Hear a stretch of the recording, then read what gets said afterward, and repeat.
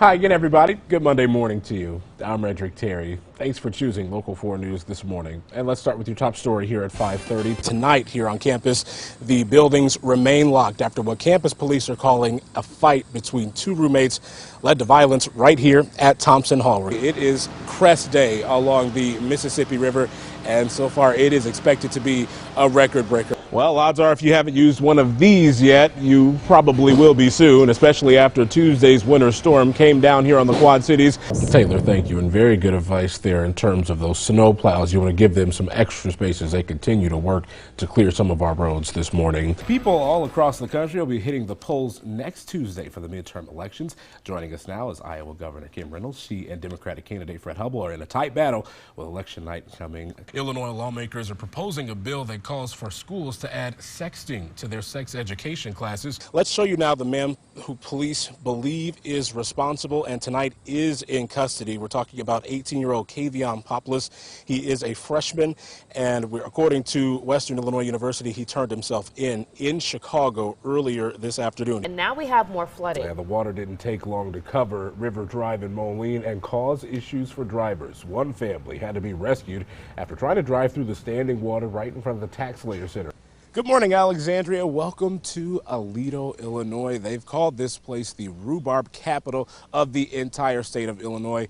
And guess what? They're about to show you why as we move on later on today. And we will give you details on how you can get involved in that and how you can potentially bring one of these pups home. They make great teammates, in case you didn't know. I don't even know if I could listen.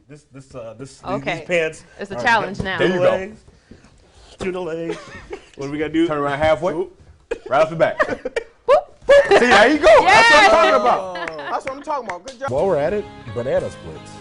Disgusting. Get rid of those too. It's nasty. That's way too much different ice cream with a piece of fruit on it. Stop it. Thank you. I made a bet with the director of this show. You bet on the Bears. That was your mistake. Mean guy this is, so I have to do this. Oh, how does it feel, Redrick? Under that cheese head. I actually feel like I'm going to be sick. Yeah.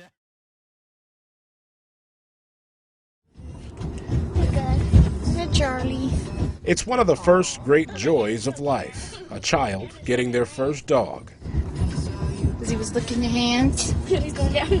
For Tracy Harper and her 12-year-old daughter Grace, that joy became a reality on November 27th, 2020, the day they brought home Charlie.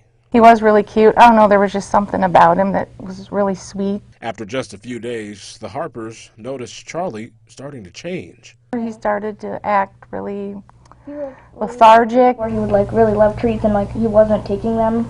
And I pretty much knew something was up when he wasn't taking the treats. Time that the Harpers hoped would be spent taking walks and playing with their brand new puppy turned into daily trips to the animal hospital. Charlie was diagnosed with parvovirus, a very contagious sickness that Dr. Scott Sandeman at Glen Rhodes Vet Clinic in Bettendorf says can be fatal.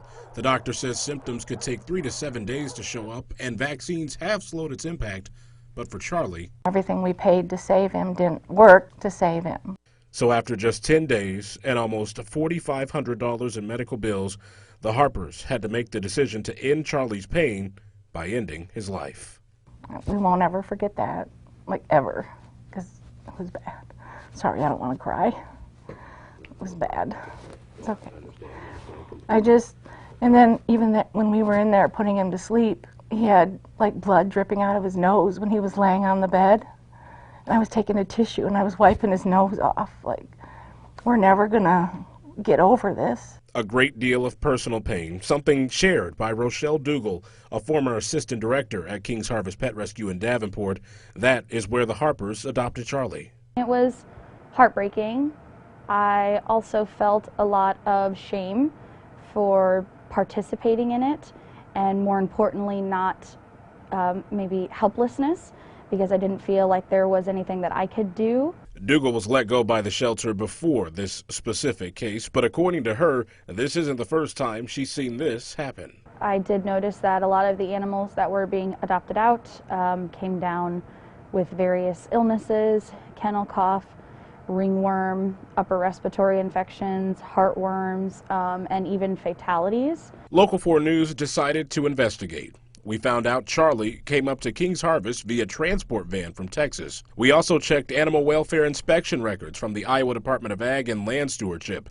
We found in December of 2020 a complaint about sick animals led to another inspection outside of the routine one that's done every year. The report lists several code violations, including failure to maintain adequate records, failure to maintain programs of disease control and prevention, and failure to place animals infected with contagious diseases into isolation facilities. A re-inspection was scheduled for early January. Those findings are not available yet. We reached out to King's Harvest Pet Rescue. They did not want to go on camera, but did send a written response. It says in part, the litter of dogs were vet checked on November 23rd and were up to date on age-appropriate vaccines. They say the dogs were in a foster home in Texas for 3 weeks, which they felt was a long enough quarantine. The shelter director's statement continues, saying no one wants to euthanize these great pups, so we were just trying to help as many as we could, which meant we tried to adopt them out as quickly as possible to prevent others from dying. Since our investigation, King's Harvest has changed its policy on holding animals, saying they will now hold them for a minimum of 3 days before adopting them out. They add they are saddened by what happened, but still want to encourage people to adopt, not shop. They say rescue dogs are less expensive and do come fully vetted. Across the country and the world, healthcare providers are experiencing a shortage in critical protective equipment, and that's why people, not only here in the Quad Cities, but all over, are stepping up to answer the call. Hi, how are you? Good. Meet Tracy Parsons. She and her husband Barry live in Wheatland. This was a previous hoard, but I'm willing to share it now. She says after seeing the need for equipment like masks in the Quad Cities, she knew she had to help. I'm really glad to give them to a cause that will be of such good use. I mean, they'll immediately go to use to people who need them, wherever they need them. Parsons is a former seamstress. She also says she was recently diagnosed with cancer, so this donation means more to her. I just really liked this one, but never quite got around to putting her to use, so maybe one of my doctors will have it on. Donations like the one from the Parsons family are exactly what Lori Beeman and the people at the Freight House Farmers Market are asking for. It's community helping our own community. You know, we want to be able to, lift up our healthcare workers. And as Sean Taylor from Community Healthcare says, that global need for equipment is not lost on healthcare workers in our area. We don't know when we're going to reach the apex of this whole situation. So being able to look and know we have supplies waiting in the wings is huge. And that's where the people of the Quad Cities step in, as they do so often, helping out whenever they can, however they can. So if everybody can just give the little bit they can, it's going to be better for everyone involved. In Davenport, Redrick Terry, Local 4 News.